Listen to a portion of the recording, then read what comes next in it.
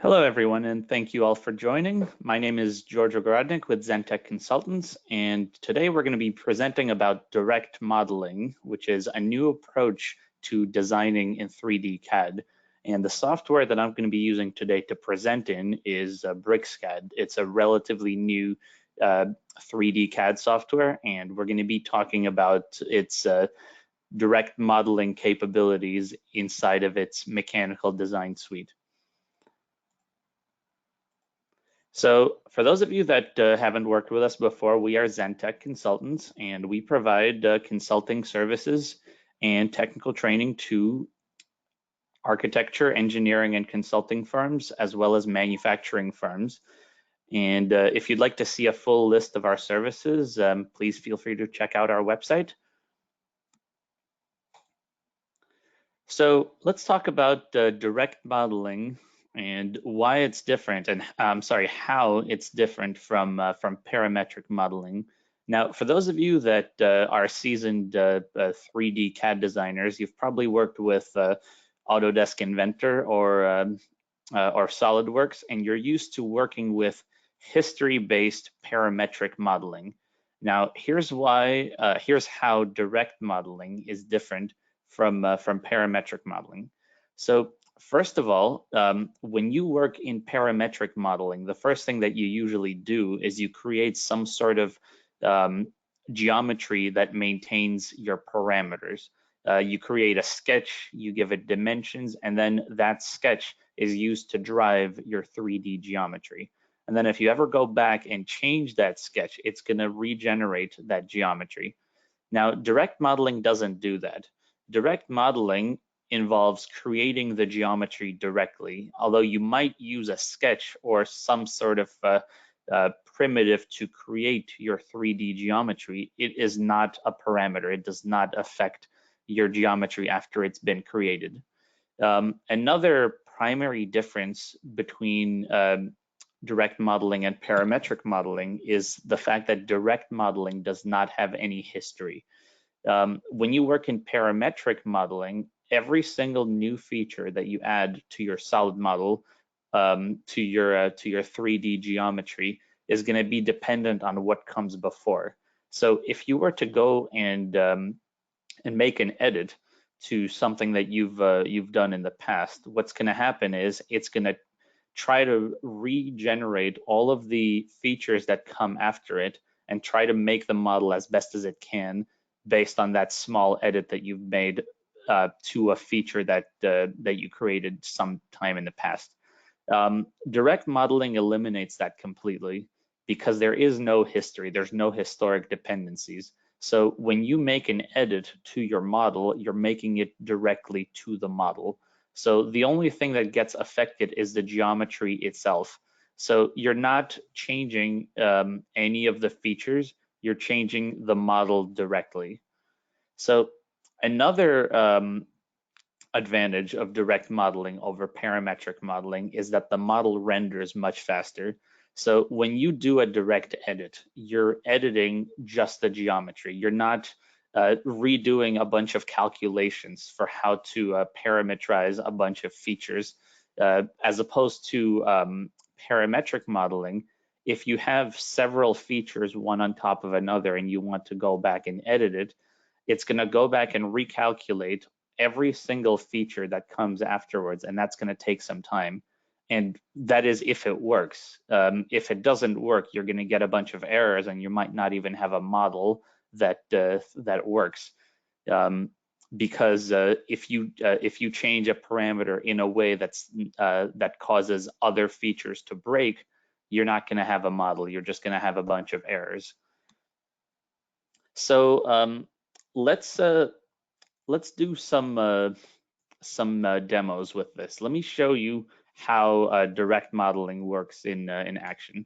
So first of all, with direct modeling, it becomes extremely easy to turn an object like this into an object like this.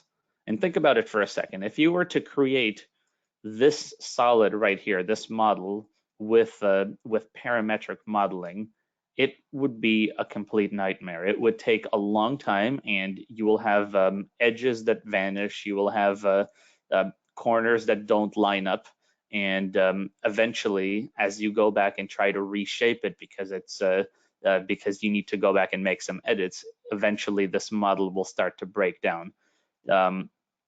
Every single one of these features would be dependent on the previous one, and you'd have to look at this model and you'd have to think to yourself, which feature did I create first, and which ones did I create after, so that when I make these edits, I keep in mind the effect that it's going to have on other features. So first of all, let's talk about sketches in direct modeling. Now, I did mention that you can still use sketches to create solids in the direct modeling method, but the main difference is the sketches are not parametrizing the model. They're not used to affect the model in any way. So here's a demonstration. So I'm going to create a sketch, and I'm going to use that sketch to extrude into a solid. Same way that you do in any other software. You make a profile, it's a closed profile, and then you give it depth by running some sort of extrude command, and it creates a solid. But notice what happens. As soon as I'm done running this command, we have a solid model and we no longer have the sketch. The sketch is not only consumed, it's deleted, because that sketch will no longer be affecting this model. And even if you go back and change that sketch, the model is not going to be affected in any way. And let me demonstrate that by, instead of using the sketch boundary, I'm going to use the, instead of using the sketch polyline, I'm going to use the boundary that polyline encloses. So here's our sketch again, and I'm going to use the boundary. And I'm just going to go ahead and extrude that boundary. So now, because we use the boundary, the sketch did not get consumed.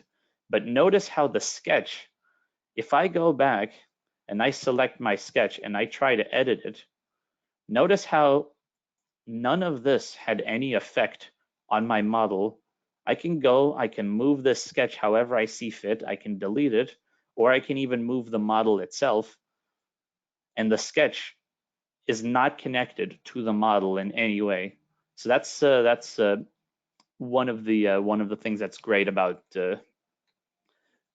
direct modeling. You don't have any connection between the sketch and the solid body that it creates. Just the initial profile that's there. You don't need to go, or you won't be able to go back and make those edits. There's no dependencies. There's no parameters. So let's talk about the primary tools that we use when direct modeling, and I'll show you how those are used to turn this primitive solid into a more complex solid, similar to what we have here. So the primary way that you model something directly is you manipulate the different faces, edges, and different parts of the solid by moving it, rotating it, and repositioning it. So if I were to resize this object in a parametric software, I would have to go back into the sketch and change some parameters, some length, width, height parameters. In direct modeling, the easiest way to do that is to just make the edit directly. We're just going to grab one of these faces, and instead of going back and changing the dimensions of some object, I'm just going to take this face and I'm going to move it. And now we have our resized object. So in the same way that I can take this face and move it, I can also take this face and rotate it. And now I have some sort of prism object. And you might be thinking to yourself, this is still something that I can easily do with parametric modeling, but not until I start making more direct edits to it. Eventually, it's going to become an object that you can no longer create easily with history-based parametric modeling. Like for example, I can go ahead and I can continue rotating faces here. Or I can use a different axis, and I can just rotate this face around this this slanted axis. So I could do something like that, and then I can do the same thing to this face right here. And as you can see, I'm getting more and more complex as I go along. And the more I do this, the more it becomes clear that every single one of these edits is applied directly to the model. And if I were to do this in parametrics, I would have to make dozens and dozens of sketches, which eventually are going to become unresolved because their references are going to get destroyed as I make these edits. So the same way that I can rotate these faces, I can also grab and move edges. Like for example, I can just take an edge and I can reposition it. Looks like it's not, there we go. Yeah, it wasn't giving me a good preview for some reason, but yeah, I can just move any part of this model, any edge, any boundary, and it'll regenerate the solid inside of it. Another thing that I can do with 3D direct modeling is I can add more faces to this model, and I can continue applying my direct edit tools to continue making this model more complex. Like I can go ahead and I can imprint more faces so that I can add additional objects to my model. I can add more flexibility. So here I'm just going to go ahead and move this face horizontally so that I have more room to work with.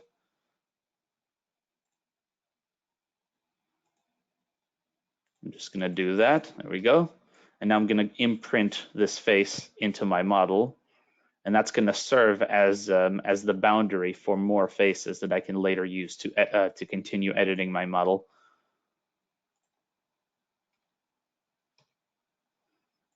So yeah, we're going to imprint those faces onto this body.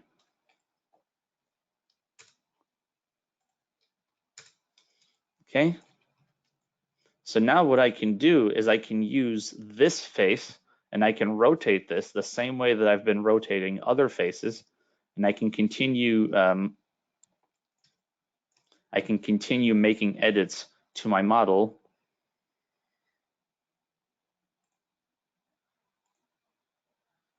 like so. Or I can use my push-pull command to maybe pull out this face right here, and that gives me even more faces. Doesn't seem to be working at this moment. There.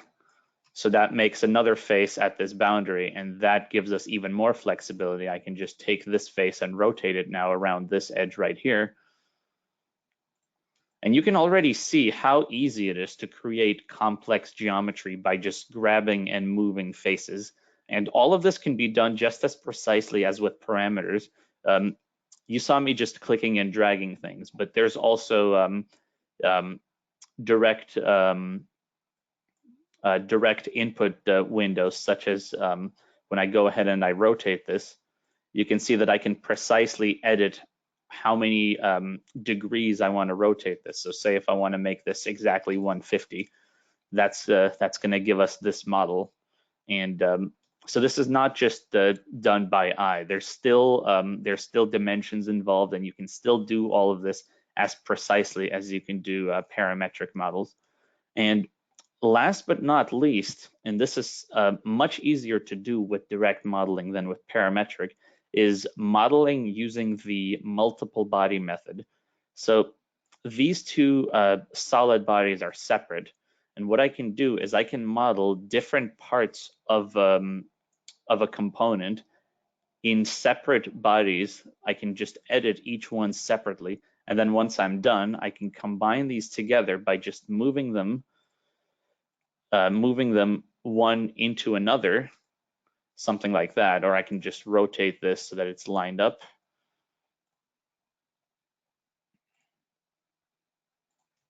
And then I can combine these together.